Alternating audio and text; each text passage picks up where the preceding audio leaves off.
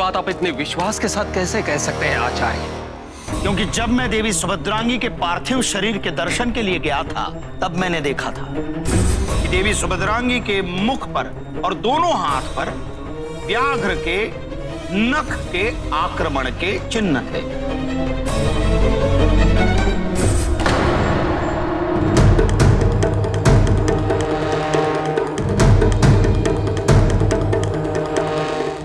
और सम्राट, कोई भी नरभक्षक श्वापद दूसरे प्राणी पर दो कारणों से ही आक्रमण करता है। एक स्वरक्षा हेतु और दो भक्षण हेतु। और कोई भी व्याघ्र दूसरे प्राणी पर आक्रमण करने से प्रथमतः उस प्राणी के कंठ पर आघात करता है अथवा उसकी मज्जा संस्था पर। सम्राट, यदि व्याघ्र ने स्वरक्षा हेतु देवी सुभद्रांगी पर आक्रमण किया होता तो उनके कंठ अथवा मज्जा संस्था पर आघात किया होता, किंतु देवी सुभद्रांगी के न कंठ पर घात था न मज्जा संस्था पर।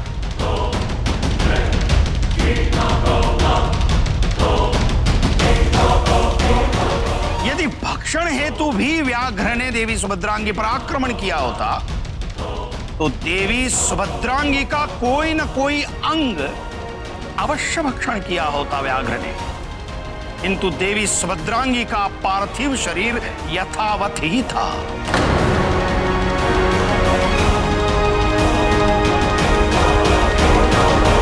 इसलिए इसका सुस्पष्ट अर्थ यह है सम्राट, देवी सुभद्रांगी पर व्याघ्र ने आक्रमण नहीं किया था, किंतु शत्रु ने हमें भ्रमित करने के लिए देवी सुभद्रांगी के शरीर पर व्याघ्र नख से आक्रमण किया है, और यही सत्य है। आचार्य, केवल इतनी सी बात से आप इतना बड़ा संदेह उत्पन्न कर रहे हैं? देवी हेलेना, शोध होने दीजिए, सत्य जो भी है प्रकट हो जाएगा।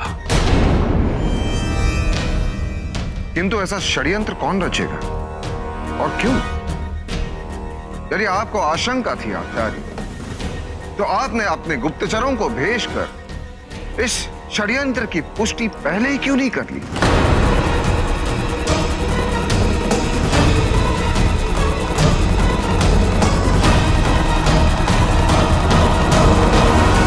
आपको स्वयं सुभद्रांगी की सुरक्षा सुनिश्चित करनी चाहिए थी। आचार्य का आदेश है कि आपको पूर्ण रूप से सचेत रहना है। जिस प्रकार की परिस्थितियां चल रही हैं उसके अनुरूप किसी भी क्षण कुछ भी हो सकता है।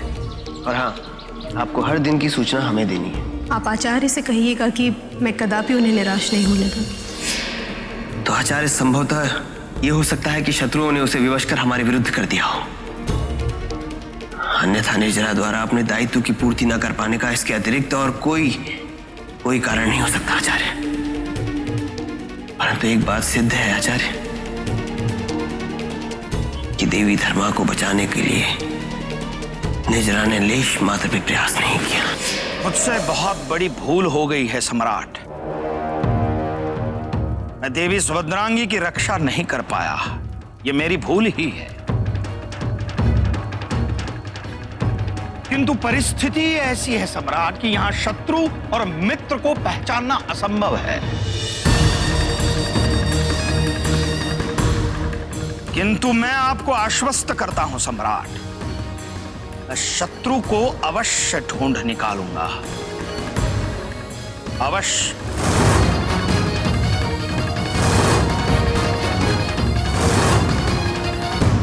अमात्य सम्राट, आप आचार्य चाणक्य की हर प्रकार से सहायता कीजिए।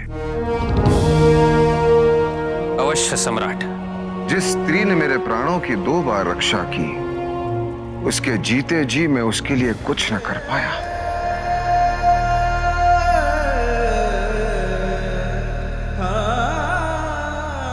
किंतु उसके मरणोपरांत मैं अपनी कृतज्ञता व्यक्त करना चाहता हूं। इसलिए मेरा आदेश है, सुभद्रांगी का दाह संस्कार संपूर्ण राजकीय सम्मान के साथ किया जाए। जो आज्ञा सम्राट।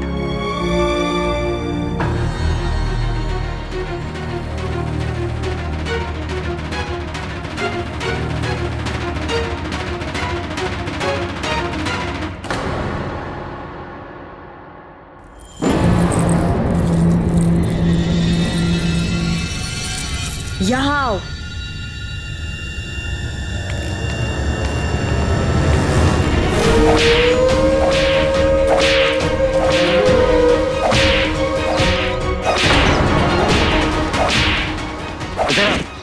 तेरा क्या करे?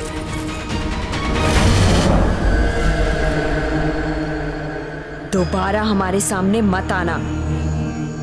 जाओ।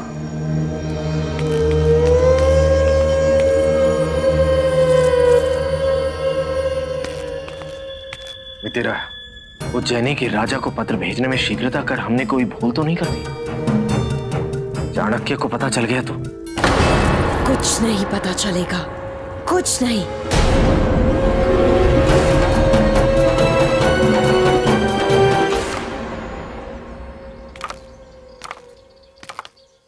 आचार्य, आपने सभा में ऐसा क्यों कहा कि आप विफल हो गए?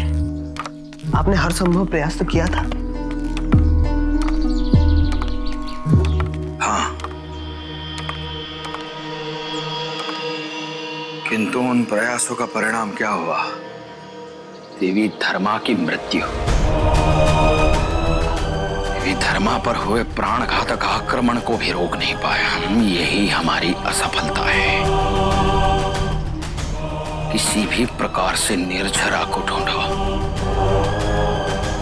जब तक हमें निर्झरा नहीं मिलती राधागुप्त, तब तक हम षड्यंत्रकारियों के सत्य और तथ्य तक नहीं पहुंच पाएंगे और ये भी प्रमाणित नहीं कर पाएंगे कि देवी धर्मा की हत्या का दोषी कौन है। क्या आपको किसी पर संदेह है आचार्य? प्रमाण चाहिए मुझे राधागुप्त, केवल प्रमाण। और वो प्रमाण है निर्झरा। उससे संबंधित किसी भी व्यक्ति को ढूंढो जिसे वो अपने प्राणों से भी अधिक प्रेम करती हो। निर्झरा अपने आप स्वयं हमारे सामने आ जाएगी।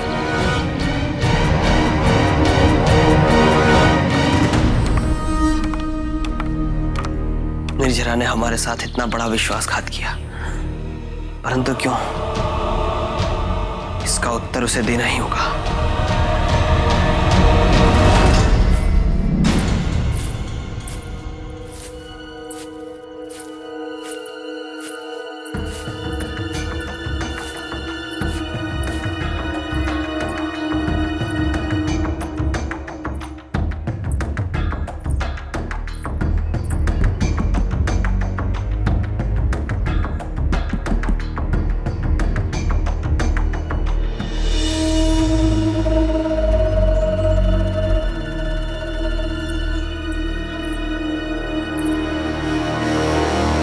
राजकीय सम्मान के साथ दाह संस्कार, किंतु क्यों? सम्राट के अनुसार शुभ्रधांगी ने 2 बार उनके प्राणों की रक्षा की थी, इसीलिए। किंतु ये उसका दायित्व था।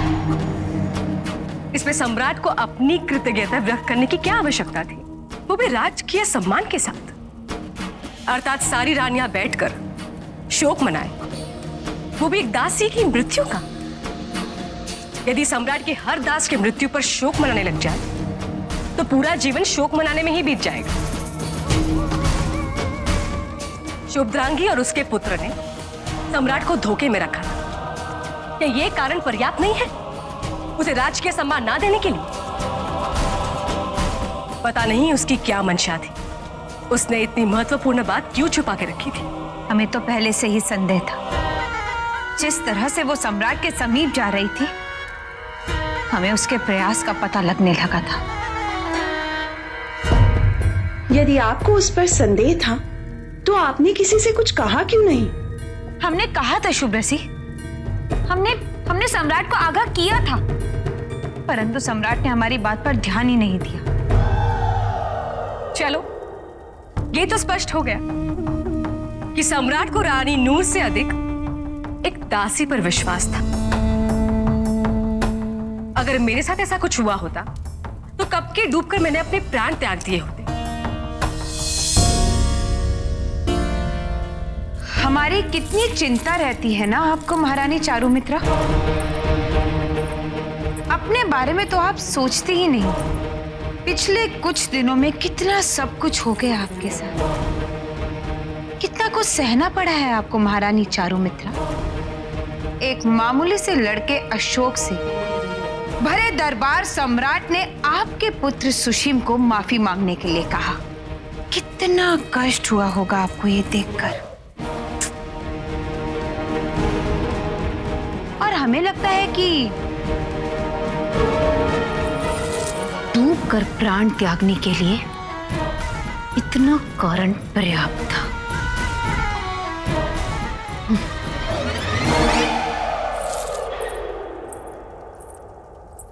पछताओगी तुम, अवश्य पछताओगी। वो दिन दूर नहीं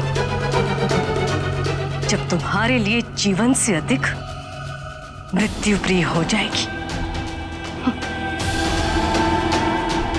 डूब मरने के लिए तरसोगी तुम, तड़पोगी तुम।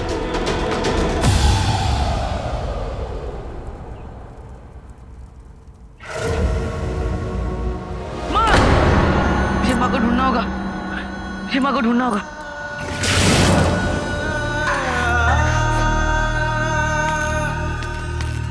अशोक, संभालो अपने आप को। कहाँ है वो?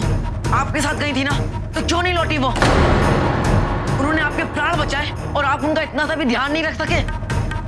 मैं लज्जित हूं अशोक, मैं तुम्हारी माँ की रक्षा न कर सका। आप मेरी माँ की रक्षा नहीं कर पाए तो क्या हुआ? भगवान ने उनकी रक्षा अवश्य की होगी। और मैं जानता हूँ कि वो मेरी प्रतीक्षा कर रही होंगी। मुझे माँ को ढूंढना है, मैं उनको ढूंढ निकालूंगा। माँ! अशोक, अशोक मेरी बात तो सुनो।